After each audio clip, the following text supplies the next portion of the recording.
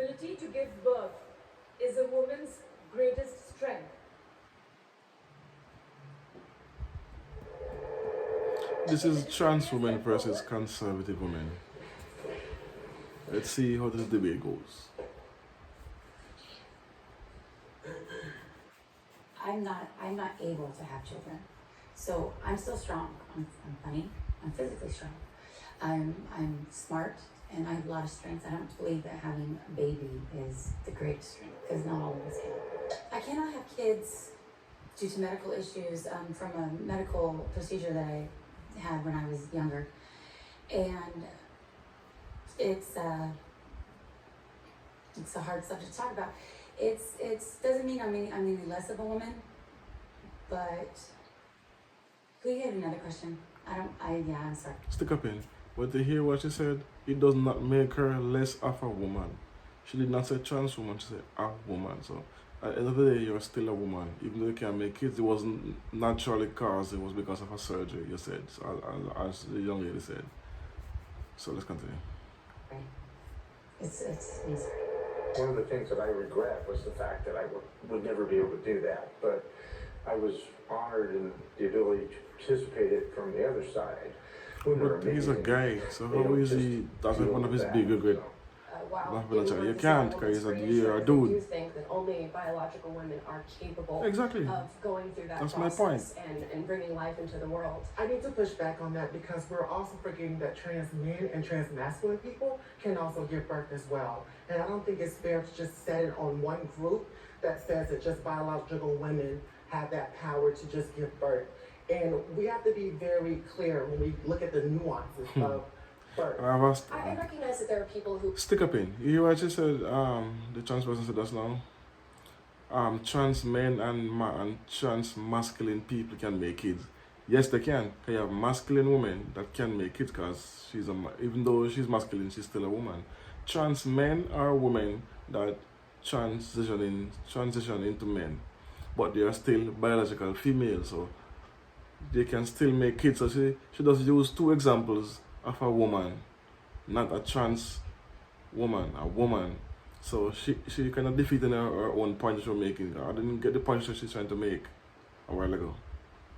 have different identities. There are biological women who identify as men and then go on to give birth. Yeah, I would exactly. argue, however, that those people are still biological women. Yeah, and they're I still know biological that's something women. that can offend many, but that stands as my belief. So the correct term is actually cisgendered woman. Cis means same. It means that you identify with the birth that you were assigned.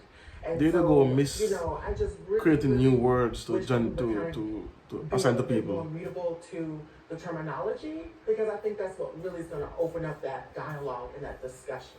If I may, I think the crux of the conversation kind of comes back to are trans women.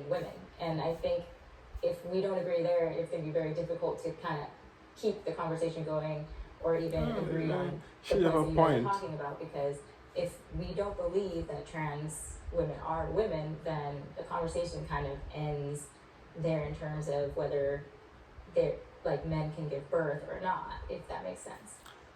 Stick up in. What she's saying is half truth. Yes, if someone believes trans women are women, you don't think you can tell them to change that. And vice versa, if a woman believes a trans woman is not a woman, there's nothing you can do to change that as well. But if you have a debate like what they're having now, and you can convey objective truths, not subjective truths, or not subjective fact, objective fact, like biological facts, separating from what you feel or your emotions or what you think, that's subjective. Objective fact is based in science, and that we know from since eons, since God was a child. So she's right in the sense that it's hard to convince someone who is on the opposite side, but the debate can help to bring that divide closer, if you get my drift. If that's the case, I feel like the ability to give birth is not like the end all be all of a woman's like meaning in life. And No, we never said that. No one says herself that. and her personality. And I think that if you can acknowledge that, I would also then maybe challenge the idea that womanhood, as opposed to like a female sex, like womanhood is a consistent thing that has always been one way. So how would you define womanhood? That's never been the You case. sound like Matt Walsh. Brilliant guy. Mal to watch the documentary. What is a woman? Womanhood Best piece to me of documentary is I've about seen in a while. standing in integrity. It is about being confident in who you are. And me as a black trans woman should not be a threat to you. And what I see from a lot of cisgender women is they're trying to deem what womanhood is supposed to look like. I have my own perspective of womanhood. We can coexist in the same world, but the reality is we get so stuck on parts. Having a vagina is not the only thing that makes you a woman. I'm sorry. Stick up in. Yes, it does. Having a vagina is what defines a woman separate from a man. A man have the opposite, which is a penis, a woman have a vagina. So you can't say that doesn't describe what a woman is. It does.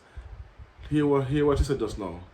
My definition and my way and my thinking. She keeps saying my way, my definition. She's not saying the definition, she's saying my definition. So again, subjective facts and objective facts. She's choosing subjective facts to prove her point, which is right off the bat will be debunked by an objective truth, which is a vagina is one of the main characteristics of a female, and the only, because even if you do a surgery and remove your a male appendage, it still doesn't make it a vagina. It have to be natural. It cannot be make. If that makes sense. Sorry.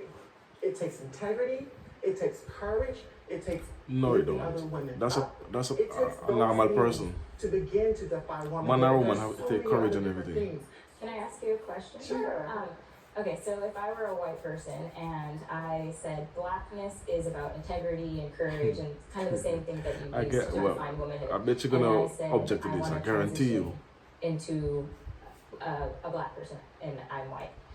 And She's gonna go down I'm as a redefining what racist blackness road is to of fit this. what The I trans view person as, talking. right? There's no objective reality of what blackness is. Would you consider that appropriation, or do you think that's something I should be allowed to do? I consider that dodging, and I consider that comparing See? apples to oranges because race and gender identity are two separate. Stick up in. Why people always use that analogy?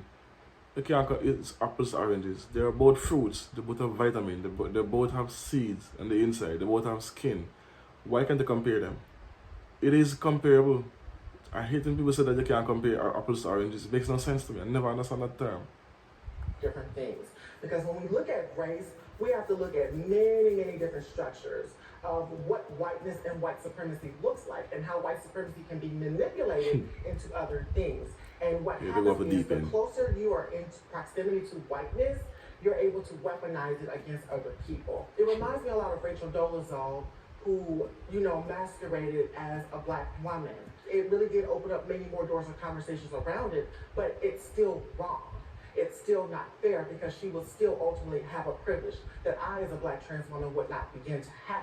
What's interesting is that we're talking about race and gender, or as we probably like to call it on our side, sex. Race actually has a more understandable Are you so structure fast? for people They went on the being racist translated. route, Race does white actually supremacy and exist all on a this. spectrum. I'm It's biracial. with- Many perceive me to be discussing black, even though sexuality. I am also What does that have to half do white with and half sexuality? black. We label people like President Obama as a black president, even though he is as well. Race has never had binary markers. It does exist on the spectrum. Gender, however, does have binary markers. As much as we try, as much as we change the way that we self-present, chromosomes are not going to change. And that's just a reality. All right, I'm gonna Stick break- up in. She's right. An objective fact is there's gender is binary, which means you have XX chromosome and XY chromosome. That's two things that if when someone die, for instance, when they go in Africa and they dig up all the Egyptians and they detomb them, what do they always say? They always, when they check the bones, they say, okay, this was a female, this was a male. There's no way in the history I've never heard a scientist say, oh, this person was trans woman or trans man. transgenderism is a thought, is a feeling. Because when you die and your bones rot, and your flesh is rotten, and they find your bones 1,000 years from now, they're gonna say that bone structure belongs to a XY chromosome or XX chromosome, which is an objective fact. Up a little point here because you talk about the binary side of gender. Well, I was born a little both. I believe I never had my chromosomes checked, but since I fathered 2 children, I'm assuming I have the correct male chromosomes. So I was intersexed, and there's a lot of reasons that happens, none of which are well studied or understood, but Stick up in. I've heard of people like these, intersex, but that's also a very minuscule, is a very small portion of the population. Like, there's 8 billion people on the planet, and there's maybe a couple of hundred intersex people. So it's a very a minute section of the human of our race. Is a very it's exception. That's an exception to the rule. That doesn't negate the majority. It still is.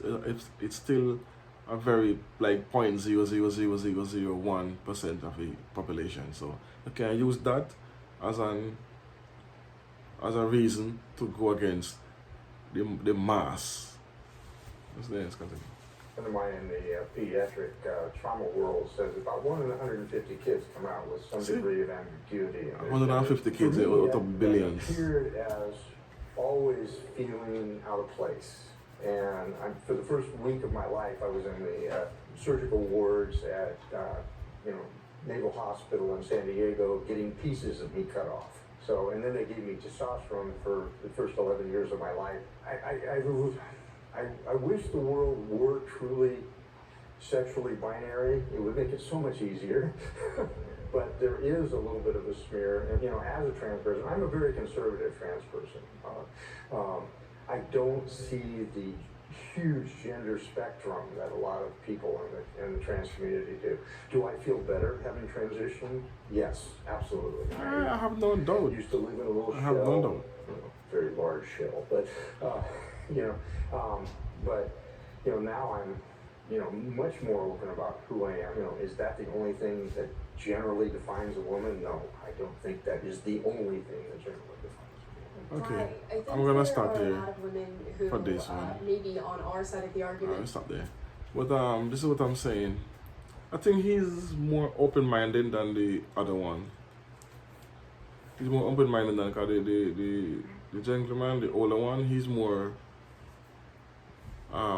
objective, and he's also reasonable. He's not talking out of delusion like the trans person. That trans person does. Like, he just butting head with everyone. She's going against everything everyone says just for argument's sake to me. She's just there to argue. She's not there to make a point and stick to it.